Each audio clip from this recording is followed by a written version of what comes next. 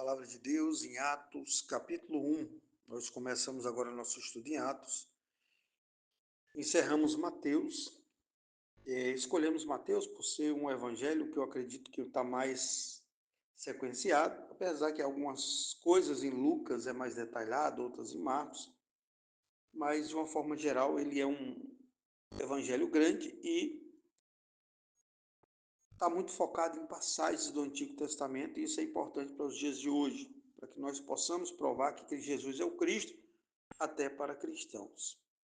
Então, nós começamos agora a nossa saga em Atos 1. E o que é Atos? Esse nome foi dado para contar a história do que aconteceu com a igreja após a subida de Jesus. Após a morte e ressurreição de Jesus, Jesus é levado aos céus. E é preciso escrever um livro que conte a história da igreja, considerado o livro que não acabou. Porque hoje nós vivemos a continuação do livro de Atos. Os livros históricos da Bíblia, Mateus, Marcos, Lucas, João e Atos. E na história de Atos nós estamos incluídos. Porque esse ide do Senhor e esse manifestar do Espírito Santo na igreja para evangelizar o mundo nos alcançou. Então, o livro de Atos é o livro do Atos dos Apóstolos, mas o livro do Atos dos cristãos, o livro do Atos dos nossos dias. Totalmente aceito pela igreja, que é o mesmo escritor de Lucas. É Lucas quem escreve Atos, e ele aqui está endereçando alguém, a Teófilo, e ele acompanha ali os discípulos, e ele é testemunho ocular de muitas coisas após a subida de Jesus. E na primeira parte ele vai contar um pouco da história de Pedro, depois da história de Paulo, e esse é um livro maravilhoso. Então está aqui, fiz o meu primeiro tratado, ó Teófilo, acerca de tudo que Jesus começou não só a fazer, mas a ensinar. Ele aqui está justificando, né, que ele escreveu o livro de Lucas e que agora está escrevendo o livro de Atos, até o dia que foi recebido em cima, depois de ter dado mandamentos pelo Espírito Santo aos apóstolos que ele escolheram. Ele disse o seguinte: Jesus deu o primeiro mandamento para os cristãos, depois que ele ressuscita dos mortos, depois ele é recebido na glória, as quais também, depois de ter padecido, se apresentou vivo, com muitas infalíveis provas, sendo visto por eles por espaço de 40 dias e falando das coisas concernentes ao reino de Deus. Jesus, então, ele, após ressuscitar, ele ainda passa 40 dias na terra, ensinando coisas concernentes ao reino de Deus. Com certeza, coisas muito importantes. A Bíblia vai dizer que ele abriu a mente dos discípulos, para que os discípulos pudessem compreender coisas que eles não compreendiam, porque eles tinham uma visão judaica do Cristo, que o Cristo viria, restauraria as coisas, né, seria o Império Romano, e toda essa situação, e Jesus esclareceu o real propósito, que na verdade não era tomar o poder só do Império Romano, mas o poder que estava ali nas mãos de Satanás, não que Deus nunca fosse soberano, a soberania de Deus é inquestionável, mas que pelo pecado muitas coisas estavam debaixo do governo de Satanás, e Jesus veio com o reino de Deus, expulsando o reino das trevas. Verso 3, as quais também, depois de ter padecido, se apresentou vivo e infalíveis provas. Ele falou que teve muitas provas, né, da vinda de que Jesus ressuscitou e que teve com ele. E estando com eles, determinou-lhes que não se ausentasse de Jerusalém, mas que esperasse a promessa do Pai, que disse ele: de mim ouvistes. Então veja, ele queria que os discípulos ficassem em Jerusalém até descer a promessa. Que promessa era essa? O Pentecostes, o revestimento de poder. Esses homens aqui, que iriam ficar após a subida de Jesus, eram homens que tinham traído Jesus, que abandonaram Jesus, que eram fracos, que a sua capacidade cognitiva e psíquica era muito limitada. Eles não tinham capacidade de vencer o Império Romano e sair aí evangelizando. Isso aqui é um sinal para as igrejas atuais. Muitos missionários, muitos pastores, muitas pessoas colocadas em campos sem dom, sem chamado, sem a presença do Espírito Santo de Deus. A pessoa, a primeira coisa que ela faz quando ela se lança à evangelização é ter pleno conhecimento da palavra de Deus. Certa vez ouvi um pregador dizer que quando ele conheceu o propósito dele, ele leu 100 vezes o Novo Testamento. Isso deu um conhecimento muito grande. Eu ouvi algumas pregações dele em fita, em áudio. e são maravilhosas. Então a pessoa tem que ter consciência do seu chamado, conhecimento da palavra que ampare o seu chamado e aí ir cheio do poder de Deus. E nós estamos falando aqui de mais ou menos 120 pessoas, né? Que eram ali os fortes, os determinados, porque com certeza existiam muitos outros aí que estavam dispersos, outros decepcionados, outros, né, tristes com os últimos acontecimentos de Israel, mas aqui tinha 120 focados. Mas esses 120 focados não tinham capacidade. Mas Jesus tinha deixado algo inicial. A primeira coisa que Jesus deu foi a teoria com o método. Jesus passou 3 anos ensinando eles a pregar, e eles vendo Jesus pregar, Jesus falar aos corações, Jesus expulsar demônios. Segunda coisa que Jesus deu a eles foi a autoridade, porque Jesus já tinha dado autoridade sobre demônios, sobre enfermidades, então eles já tinham feito curas. Então eles tinham tanto poder como autoridade. A autoridade de Jesus era algo tão grande que ela era transferível por fé. Tem um caso aí que estavam expulsando demônios e eles tentaram impedir Jesus. Não, porque se estão expulsando demônios em meu nome, eles estão do meu lado, né? Então você vê que Jesus não tinha dado autoridade a essa pessoa, mas essa pessoa entendeu que o nome de Jesus era autoridade. E a fé captou a autoridade. Então, aqui tem uma coisa para o seu ministério, para o seu chamado. A fé capta a autoridade. Se você vai fazer algo em nome de Jesus, dentro da palavra de Deus, você está autorizado por Deus. Porque você está fazendo algo em nome de Jesus para o bem da obra de Deus. E esse povo aqui estava o quê? Despreparado. Mas eles precisavam de muita capacitação. Primeiro, o poder, aquilo que Jesus tinha, eles não tinham. Eles tinham método e teoria, eles tinham autoridade, mas o poder mesmo que Jesus tinha, só Jesus tinha, mas que agora seriam transferidos para ele por meio do revestimento de poder do Espírito Santo.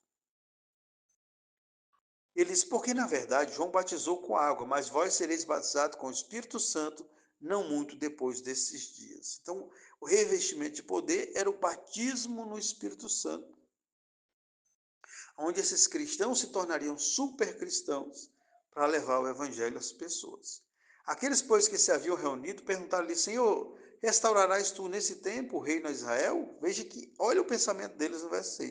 Eles estavam ainda com aquele foco em o domínio terreno. Disse-lhes, não vos pertence saber os tempos ou as estações que o Pai estabeleceu pelo seu próprio poder, mas recebereis a virtude do Espírito Santo que há de vir sobre vós, e ser-me-eis testemunhas, tanto em Jerusalém como em toda a Judéia e Samaria até os confins da terra. Eles esperavam o reino aqui, que é aqui, mas o reino se estabelecendo da forma que Jesus queria, o reino espiritual de Deus, expulsando demônios, curando enfermos, pregando o evangelho e restaurando as almas a Deus. E esse é o grande chamado da igreja, é tomar espaço de Satanás mediante o evangelho, que é poder de Deus, é testemunhar Cristo. Veja que ao receber o Espírito Santo, qual era o objetivo do Espírito Santo? Testemunhar Cristo. Tem gente que está cheio do Espírito Santo para ensinar certas coisas que não é o foco da igreja. Você pode ensinar tudo. Na igreja você não vai pregar só cura, só libertação, só milagre. Não, tem que ter ensinamento. As pessoas têm que conhecer a Bíblia toda, mas tem pessoas que focam determinadas coisas da Bíblia e esquecem o foco principal, que é o Espírito Santo de Deus e o evangelismo, né? Então nós temos que ter esse cuidado, porque o Espírito Santo, ele veio revestir o cristão de poder para que o cristão pudesse evangelizar, tomar o espaço que antes pertencia a Satanás, tanto nos corações humanos como no mundo todo. E Jesus fez, né, essa ressalva para que eles pudessem entender. No verso 9 diz, e quando dizia isto, vendo-os eles, foi levado às alturas, e uma nuvem o recebeu, ocultando-o a seus olhos. Veja que Jesus está agora diante dele, e agora vai acontecer algo milagroso. Agora eles vão entender muita coisa, porque Jesus, após pregar e encerrar esse pequeno estudo, Jesus é levado aos céus, na presença dele. Então eles veem Jesus subindo ao céu, os anjos recebendo Jesus, E aquilo ali foi impactante para aquelas pessoas que estavam presentes, porque provavelmente umas 500 pessoas viram isso. E 500 pessoas que viram isso não iam ter medo de leões, quando o Espírito Santo os revestisse, não ia ter medo de muitas coisas. Estando ele com os olhos fitados no céu, enquanto subia, eis que junto deles se puseram 2 homens vestidos de branco, os quais lhe disseram: homens galileus, por que estáis olhando para o céu? Esse Jesus que dentre vós foi recebido em cima no céu, advia assim como para o céu viste ir. Então voltaram para Jerusalém, do monte chamado das Oliveiras, o qual está perto de Jerusalém, à distância do caminho de um sábado. E entrando, subiram ao cenáculo, onde habitava Pedro e Tiago, João e André, Filipe e Tomé, Bartolomeu e Mateus, Tiago, filho de Alfeu, Simão e o Zelote, e Judas, irmão de Tiago. Todos estes perseveraram unanimemente em oração e súplicas, com as mulheres e Maria, mãe de Jesus, e com seus irmãos. E naquele dia, levantando-se Pedro no meio dos discípulos, ora, a multidão junta era de quase 120 pessoas, disse: homens e irmãos, convinha que se cumprisse a escritura que o Espírito Santo predisse pela boca de Davi acerca de Judas, que foi o guia daqueles que prenderam Jesus, porque foi contado conosco e alcançou sorte nesse ministério. Ora, este adquiriu um campo com o galardão da iniquidade e, precipitando-se, rebentou pelo meio. Todas as suas entranhas se derramaram. E foi notório a todos os que habitam em Jerusalém, de maneira que na sua própria língua esse campo se chama Al-Seldama, isto é, campo de sangue. Porque no livro dos Salmos está escrito: fique deserta a sua habitação e não haja quem nele habite, e tome outro o seu bispado. É necessário, pois, que dos homens que conviveram conosco todo o tempo em que o Senhor Jesus entrou e saiu dentre nós, começando desde o batismo de João até o dia em que de entre nós foi recebido em cima, um deles faça conosco testemunho da sua ressurreição. E apresentaram-se 2, José, chamado Barsabás, que tinha por sobrenome o Justo, e Matias. E orando disseram: tu, Senhor, conhecedor dos corações de todos, mostra qual desses 2 tem escolhido, para que tome parte nesse ministério e apostolado de que Judas se desviou para ir para o seu próprio lugar. E lançando-lhe sorte, a sorte caiu sobre Matias, e por imposição foi contado com os 12. Aqui nós vamos ter um momento interessante da igreja, que ao ver Jesus subindo, e ele recebe instrução de Jesus, e com certeza uma das instruções era sobre a pessoa que substituiria Judas. Nós vemos aqui que está Maria reunida e as demais mulheres. Não era uma igreja muito grande, era uma igreja fixa de 120 pessoas.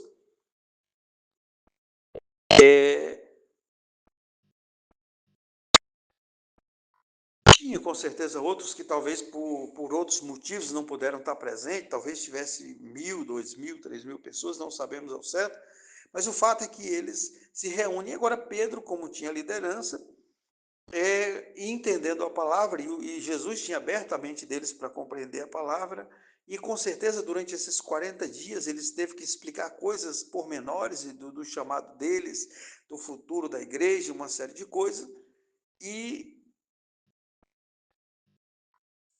uma das coisas que eles faziam era orações e súplicas.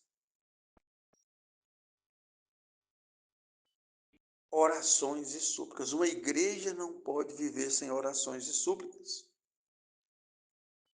O que aconteceu? Um povo que viu Jesus fazer milagres, ressuscitar mortos, e agora ele ressuscitou e ele foi elevado ao céu na presença deles. Alguém que viu uma cena dessa não se acomodou. Eles voltaram o quê? Orações e súplicas. Agora sim eles iriam jejuar, orar, buscar de Deus a presença de Deus. Então eles foram o quê? Jejuar, orar e buscar esse cumprimento da promessa de Deus, que é o Pentecoste, que veremos no capítulo 2 de Atos. Mas eles agora precisam substituir. Pedro vai dizer, existia em Salmos, nós vamos ver a importância da Bíblia toda, né? Porque no livro de Salmos estava revelado a respeito de Judas, que ele ia trair, que outra pessoa deveria substituir. E agora ele entende isso e oram a Deus para que Deus possa escolher a pessoa do ministério correta. E aqui nós vemos um método de escolha de pessoas para o ministério, que é infalível. Veja que a primeira coisa que eles tinham que era alguém que esteve desde o começo até o fim com eles. Veja que existiam dois homens maravilhosos aqui. Porque dois homens que não faziam parte dos 12, mas que do começo ao fim estavam junto dessas pessoas. Tem pessoas que assim não tem ministério nenhum, mas está junto do pastor, junto da igreja, oferta, dizima, ora, participa, evangeliza, ajuda um irmão, ajuda outro. Tem pessoas que são assim. E é o melhor método de escolher pessoas para o ministério, pessoas santas, pessoas que participam do ministério mesmo sem ser escolhido. É aquela pessoa que está de ajudante ali do ministério. E você vê pessoas que têm essa bondade, elas às vezes não têm cargo, mas elas se colocam em funções sem querer se destacar. Mesmo que esses homens aqui não foram comentados sobre ele. Só foi comentado agora no momento da escolha deles. Você não deve nunca escolher alguém para o ministério que é um novato, alguém que chegou do nada, alguém que caiu de paraquedas, alguém que é por causa de uma influência de alguém, não. Alguém que veio para o ministério, a primeira coisa que tem que ter é participação e santificidade. É alguém de vida santa, mas que participa das coisas de Deus.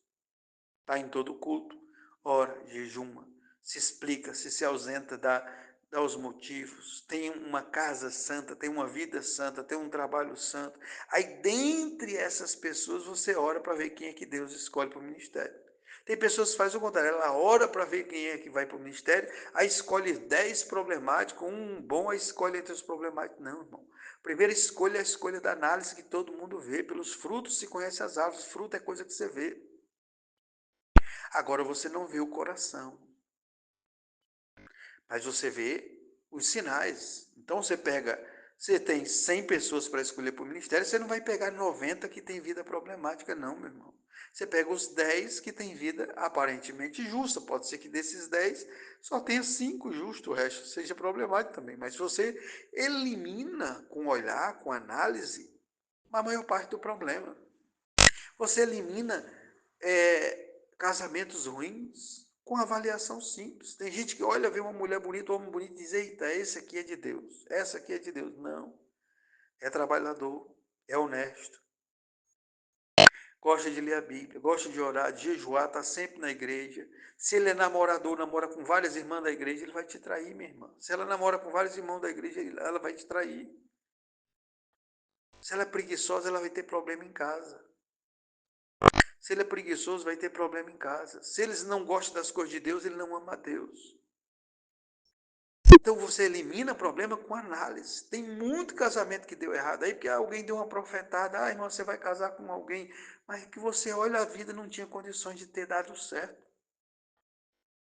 Tem coisas que não tem condições de dar certo, e você vê o fruto mal, e aí vem um profeta e diz que a árvore é boa, irmão, o profeta está mentindo. A árvore não é boa se o fruto é mau, não. Não pode ter sensualidade na irmã e no irmão, promiscuidade, palavras feias e a pessoa ser uma pessoa boa. Não tem como. E aí ele vai atrás do quê? Do outro fator, que é o fator que ninguém conhece. Que é o fator que o Espírito Santo conhece. Ele faz oração. No verso 24 diz, e conhecedor tu, Senhor, que é conhecedor dos corações de todos, mostra qual desses dois tem escolhido. Aí sim, aí Deus vai dar os sinais. Aí quando você apresenta aquelas pessoas que estão aptas para o ministério, às vezes é bom que várias pessoas façam uma votação em secreto. Diz, irmão, quem é a pessoa que se apresentaria para o ministério? Fala para um presbítero. Aí fala, mas não pode ser seu filho, não pode ser seu sobrinho, não pode ser alguém ligado a você. Ó, tenho 3 aqui. E você, irmão? 3. E você, 3. Aí você vai ver que muitos vão escolher os mesmos. Aí você vai notando os nomes ali. Pergunta em separado. Depois apresenta os nomes, você observa, aí depois de apresentar os nomes, começa a orar para Deus mostrar os sinais do casamento, do trabalho, do negócio, do ministério. E Deus que conhece os corações vai revelar. E aqui nós vamos ver outra coisa que é um aprendizado muito grande, que não, para ser do ministério, você não precisa puxar o tapete de ninguém. Esses irmãos aqui nem apareceram. Apareceram agora, no final, para mostrar que eram dois homens compromissados com Deus, que não se importaram com as demais coisas, não se importaram em não ter cargo, não se importaram, talvez fosse um dos 70 que, que Jesus enviou ali depois. Veja que se tinham 70 que eram, olha como é complicado isso. Tinham 70 crentes que Jesus tinha enviado, não sabemos se esses 70 eram os 12 mais 58, ou se eram outros apóstolos totalmente, né, fora os 12. Mas dos 70, se eram dos 70, que não sabemos, teve só dois que podiam ser escolhidos.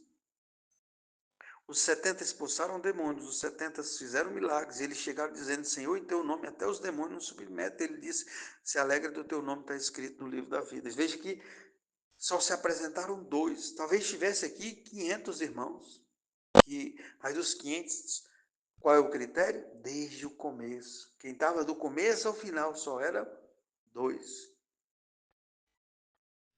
Quem é a irmã que está do teu lado? Quem é o irmão que está do teu lado desde o começo? Observa os sinais, fica fácil escolher esposa, esposo, amigos, funcionários, patrões, empresas. Fica fácil de conhecer, de